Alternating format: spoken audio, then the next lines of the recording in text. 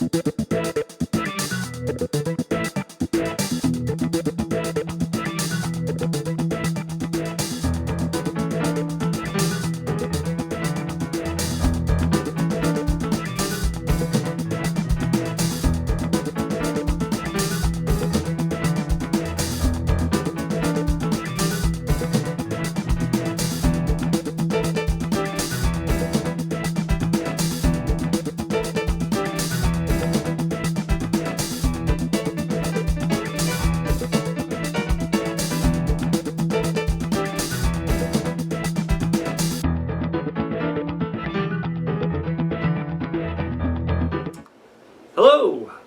Welcome back to another edition of Part-Time with Ryan and Judd. And today we are going to be reviewing a wonderful little gem called Over the Top. Over the Top. Over the Top is a 1987 film directed by Menahem Golan. Sylvester Stallone is Lincoln Hawk, a truck driver who left his family 10 years ago and is attempting now to make up lost time with his son Michael, played by David Mendenhall. Michael's mother arranges for Lincoln to pick up his son at military school and bring him to the hospital where she will soon be operated on. Along the way, Michael eventually warms up to his dad and learns a lot about truck driving and arm wrestling. So Judd, we watched Over the Top yesterday. Yep.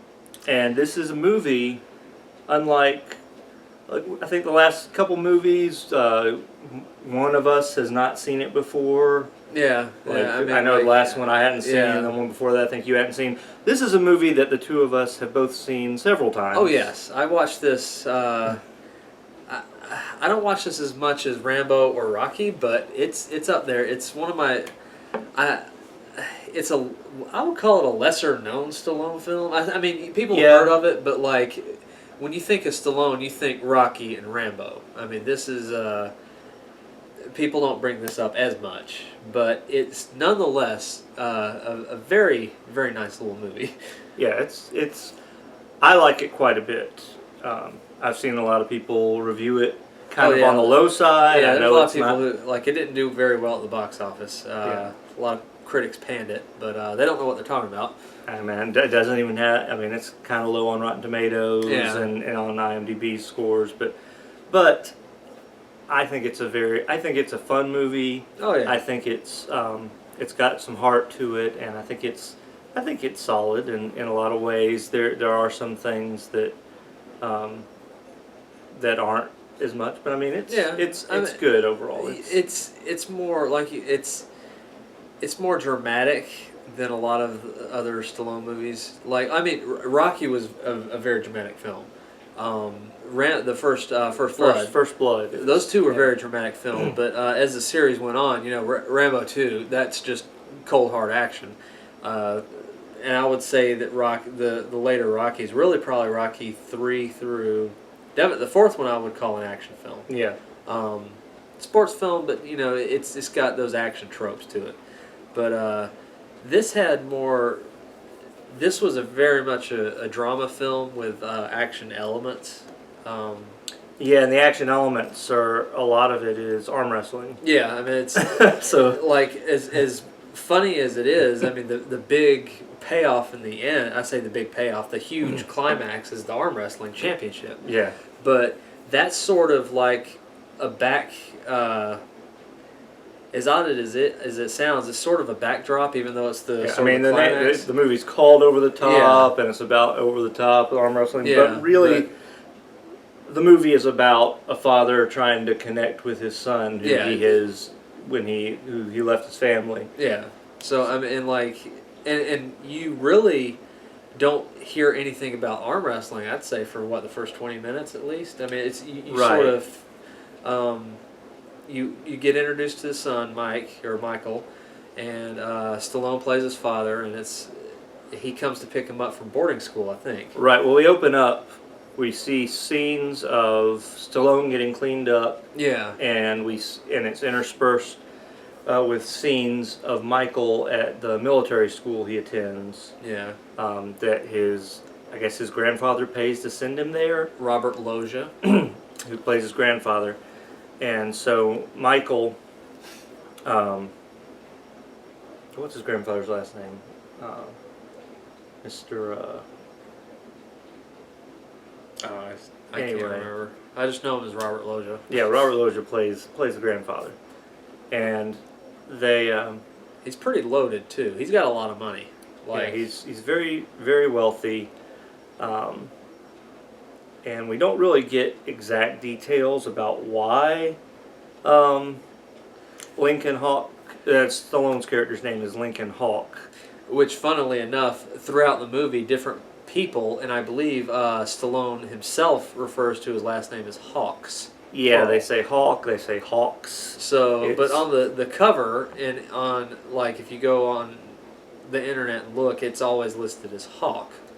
It may just be just like a flub, and people just didn't catch it. It could be a flub. It could be them just using it like if they call him by his last name, it's like a nickname. They call him Hawk. So, well, that's true. Could be like that kind of a thing. I don't know. But anyway, Lincoln Hawk is we don't ever really know exactly the circumstances that led to him leaving his wife and son. Now, the only thing I can guess is maybe it's because Robert Loggia is like just a rich guy, and he drove them apart. He drove them apart, and like Stallone's like a blue collar worker, truck driver. I guess he just doesn't think he's good enough for his daughter. But yeah, that's my own personal theory. It's never really discussed. It's not explained. I mean, we know that he doesn't like Hawk. Yeah. And he makes it very clear, and at one point Lincoln Hawk says, "You were driving us apart," but we never get any details about how exactly that happened. And it doesn't sound like they got divorced in the movie. I don't think they did, because even like her funeral, they say her last name is Hawk. Yeah, and Cutler. That's Cutler. Cutler Hawk. Cutler and Hawk. And he. Anyway, so. He calls her when he calls her on the phone. He speaks with her with terms of endearment. So I think when he left, obviously. Yeah. But they stayed in contact through letters. I think that if they were at any point ill will towards if she had ill feelings towards him, they were gone, and I feel like they were going to patch things up, because she wanted him to bring his son to the hospital because she had cancer, I think.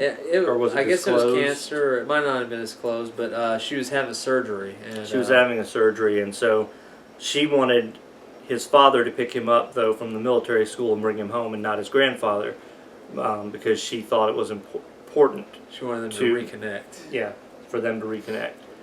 And so he does as his wife wants and goes and picks up his son, much to the dismay of Robert Loggia, of Mr. Cutler, because and he kind of sends people after him to try to get the Michael, right? So Terry Funk, who is a classic hardcore pro wrestler, guest stars, I should say. Well, he was cast as one of Robert Loggia's henchmen. And he does pretty good. And there's a scene in the movie where Stallone pushes him through a door. And I was telling Ryan, I'm like, I'm willing to bet that was not a prop door. Terry Funk's just so hardcore they just let him throw him through a door. But I digress. But I mean, it basically follows Lincoln Hawk and his son, and they are the two main characters. Really, there are some other. I mean, there are other actors in the movie, but the film really focuses on those two. Yeah. It's 90% of the interaction, I think, is with just following them along. I mean, other people come and go, but But yeah, you're like you're saying, Mr. Cutler sends people after him to kidnap his grandson, I guess, and bring him to him, and I don't know how the legality works and all that, but early on, Michael. I mean, they have 3 days, and Michael basically makes a comment about if he's going to make up for however many years in 3 days, 10 years or something. And he basically says he can't. He knows he can't make it up in just a few days, but he wants the time. And Michael notices he's got pictures of him in the car. He doesn't know where they came from, and he finds out that his mom and his dad have been sending letters back and forth, but he's never gotten any letters. Yeah. But and he tells Michael that he sent letters every birthday and Christmas and all that other stuff. And and that's an important thing that comes up later. Yeah. But I mean, there's at first Michael, he tries to get away from his dad. He gets him to pull over almost as soon as they leave. Yeah. And runs across the highway, but they start to develop a bond. And it's they go. He lets him drive at one point in the truck. They go to a diner, and when they go to the diner, that's an important scene for the plot of the movie. Yeah, that's when the arm wrestling thing is introduced, and Stallone beats this crazy guy who wants to arm wrestle him, and then the big antagonist at the end. He shows up he was apparently Bull Hurley. Yeah, he was at the diner apparently because that's just what truckers do. They just go to this diner, and he challenges Stallone, and Stallone's like, "No, I'll wait to Vegas." And the guy tells his son or Michael, he's like, "Oh, your old man's yellow, and all this other stuff." And storms out. But later, like I guess it's a few days later, he challenges these kids in a pinball machine to a arm wrestling match for Michael. He's like, "Oh, well, my son can beat y'all." So Michael really doesn't believe in himself, and he ends up losing the first. He loses the first one, and but then Stallone says best 2 out of 3 as Michael runs out. Yeah, Michael runs out, and he's upset. And Stallone teaches him how to go over the top. Puts that hat on his son, and then turns it around. And it's like a switch. Yeah, and, which he explains later on in the film about. And when he turned that hat around, Michael pinned that guy's arm, just like that, and boom. So Michael wins the second and third rounds, and they win the money. I think they only put down $10, and the other people had to put down 1 or something. So the kid only lost $1. So anyway, at most 2. But, he teaches his son. About arm wrestling. His son's really excited about that, and then he goes and talks to his mom on the phone about it. He has this little weight thing in his truck that he does to do arm wrestling, which is interesting because Stallone's so well built, like symmetry wise, and the weight thing is only on his right side. Yeah. So I can only imagine driving across all of America just doing this. He should have like this one massive arm and like a regular other arm, but that's that's nitpicking. We get to see him and Michael exercising outside the truck. They sleep in the truck. Yeah. But it's them bonding, and it's a good set of scenes. I mean, it's a nice bonding montage, if you will. There's a lot of them, but his mom, like when they get to the hospital, they find out his mom's already died. Yeah, Stallone's wife. They finally make it. They were just a little bit late, and obviously the kid's very upset, and that's when it sort of flies apart because he gets pissed off at Stallone, saying, if you hadn't picked me up, I would have gotten the chance to say goodbye. Which is true, because if his granddad picked him up, they probably would have flown there and he would have been there. That's true. And he goes back with his grandfather, goes back to his house, and Stallone wants to see him, and they won't let him in. So, thinking that this is a good idea, Stallone takes his big rig, drives it clean through the gate, bowls over statues, little... was it fountains? Yes. This was tears clean. Does he go through the front door? Yes, he knocks the front door down with his semi-truck. It is clearly an illegal activity. Yeah. Which he gets arrested for, naturally. So as he's trying to talk to his son in the foyer of this busted home, the cops cart him off, and he gets thrown in prison. Yeah.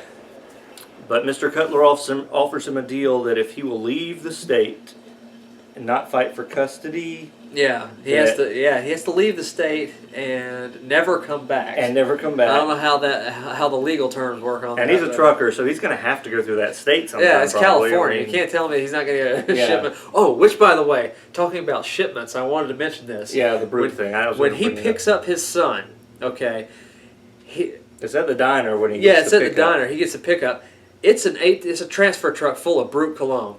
It blew my mind. I'm like, only Stallone and only in an action movie we'll call it action-ish, What year was this? It's 1987, I believe. Yeah, in the late 80s. Only in that era could you get a truck driver driving a transfer truck full of brute.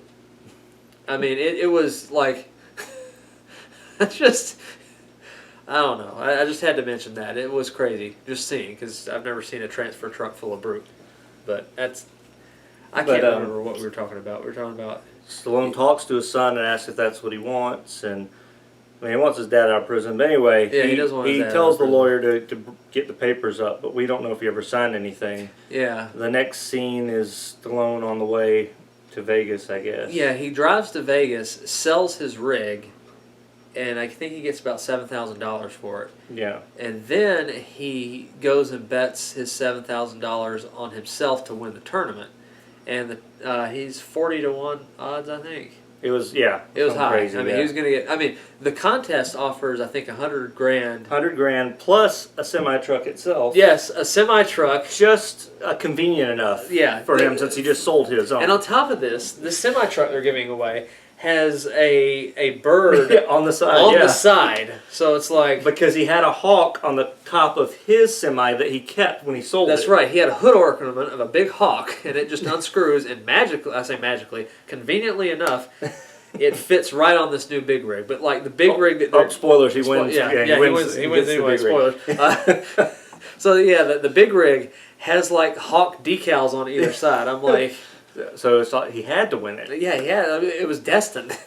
but yeah, he bets on himself, and meanwhile, Michael finds all the letters that his dad had been hidden from him. That like his dad years worth of letters, and he reads them all, and he knows his dad really loves him, and he knows where his dad's going to this competition, so he decides he's going, and so he steals one of his granddad's trucks. Yes, drives out of the mansion to the airport. To the airport. And I guess flies to Vegas. I don't know how he does it, but the 80s. The guys that were chasing him don't find him. I guess he was flying to Vegas. That's why I went to the airport. Anyway, he gets there. He gets to Vegas, and he finds his dad. Makes it to the competition. He shows up in the audience, and he cheers his dad on. Actually, he doesn't find his dad till after the granddad talks to him, right?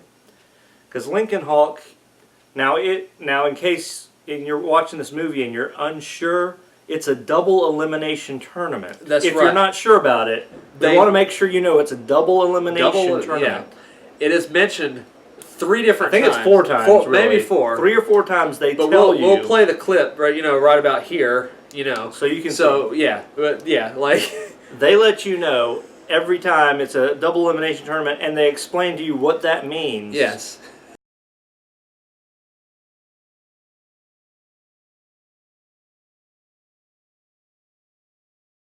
One reminder, once again, this is a double elimination competition.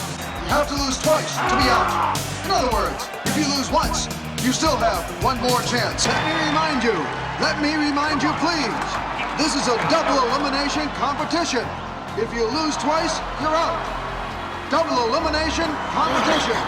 Remember, this is a double elimination tournament. 2 losses and you're out of the competition. Remember, ladies and gentlemen, please remember, this is a double elimination. Each of these semi-finalists have another chance. You have to lose twice to be out of the competition. That means that they have to lose twice before they're out of the tournament, in case you don't understand that. So, eventually, Lincoln Hawk loses once. Yes. Oh, it's a big shock. So big shock. Which, by the way, after he loses, they explain. Yes. It's double elimination. So after he loses, this is when he goes and he's brought up to this suite where Mr. Cutler is. Yeah. And he. Mr. Cutler offers him a big rig that he has downstairs. Offers him a bit like the finest big rig money can buy, and is it $500,000? A lot of money. He writes him a check. Yeah, writes him a check for like I think it's $500,000, and just to stay away from. He just wants him away from his son forever. And then he said when he wins this tournament, he's coming for his son. Yeah, that's what he tells him. And then he throws Terry Funk through a door. Yeah, that's right. That's what he tosses Terry Funk through the door. And Terry Funk gets his one of his 2 or 3 lines in, and it's just like, "Mr. Cutler's not done talking to you, son." Terry Funk always has his grandpa voice, but anyways, Stallone just throws him through the door. And then when he gets back to the tournament, I think he finishes up the semifinals. So they're about to go into the finals, and this is when Michael finds him, and he finds out his son is there, and his son and him have a talk, and his son reminds him what he told, because earlier he tells his son that nobody meets you halfway. Oh yeah, which by the way is the name of the song. Actually, the song is "Meet Me Halfway." Meet Me Halfway. But he says no one will meet you halfway. Yeah. So it's kind of contradicting. But anyway, he tells him nobody, life won't meet you halfway, and so his son reminds him what he told him earlier. I think he told him that with the arm wrestling thing, right? Is that when he told his son? His son arm wrestled I think it was when he was in prison, and he that was the last thing he wanted to say to him. He's like, "Let me tell." He's like, "Just remember this." No, I thought he He's told like, him "The world, earlier, the world will never meet. Nothing in this world will ever meet you halfway," or whatever, something like that. I think it was like the last thing. Maybe he you're said. right. I didn't take notes. I just kind of watched like I usually do, Yeah. so I might be missing where I'm at on some of this. But anyway, he reminds him, and then we get into our finals. And it ends up being Bull Hurley, the guy from the diner who wanted to face him that he wouldn't face, and him in this final. Yeah. And I guess Bull Hurley had been the champ before this. Yeah. That was his table. Yeah. And he had no business being at his table. That's true. That's what he says. Because they keep cutting to these little side things with each of the arm wrestlers talking about themselves and the trucks or whatever. And the guy that Stallone lost to earlier in the tournament, he comes back and beats. But this guy's like crazy. And he's like drinking cans of oil and eating cigars like when he's... Yeah, it's pretty intense. He's an intense guy. Yeah. But anyway, Stallone and Bull Hurley have their their face-off. And the first time Stallone lets go or their hands slip out or whatever. And then so they get the strap. They have to get the strap They on get the them. strap. So they are strapped together, and Stallone goes over the top And he's to like, the point. and the faces that are made, Yeah. just, you know. And he has his hat backwards because it's a switch. He just turns it on, and he explains it, and we'll let you see that too later on. But he wins, of course. So no surprise, Lincoln Hawk wins. Yep. Gets the truck, gets the money, gets all the money from betting on himself too. And we see him putting the hood ornament on his new truck, and him and his son are going to open their own business for Hawkins Sons. Hawkins Sons for delivering things. Yeah. I mean, there are, like I said, it's not a perfect movie, of course. No, I mean, there's moments like the announcer reminding us again and again that it's a double elimination tournament. Lincoln Hawk clearly breaking the law and driving through the But he does the get yard. arrested for that. He does get arrested he should, but it was kind of a crazy thing to do. And, and the little unbalanced. Everything was so convenient. We just don't, and we just assume that everything worked out and he got custody of his because that's never really touched on. It's like, Yeah. hey, you won the tournament. All right. Yeah. That's it. So there's things missing and stuff, but Stallone's good in it. The kid's good in it. I found him horribly He's a little annoying. whiny and annoying. Yeah. But you have to remember that Stallone wasn't there to raise him, so that's why true. he didn't. Yeah, he didn't get.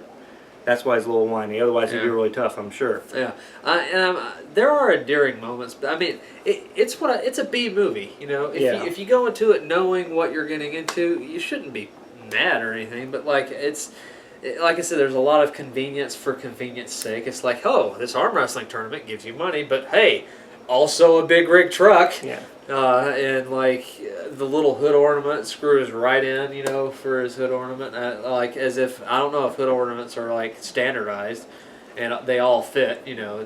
He was lucky. He was lucky. But there was just, you know, everything just kind of works out like, you know. But the trip with him and Michael's really good with him getting to know his son, and that's really the heart of the movie. And the movie has a lot of heart. And I would I'd give it I'm kind of wavering between 4 and 4.5 stars, I guess, because I mean it's like I said, my ratings are based on how much I enjoy them, and I do love this movie. I'm gonna go ahead and give it 4.5 stars. Like I said, if I was grading it just as a film level, it'd be lower, but you know, as my enjoyment level, 4.5. I love Stallone movies. Oh yeah, and so I would recommend this. If you're a Stallone fan, I recommend this movie. Oh, you seriously, should watch this. Yeah, this needs to be in your collection if you consider yourself a Stallone fan. There are some nice cheesy lines, and there's fun stuff.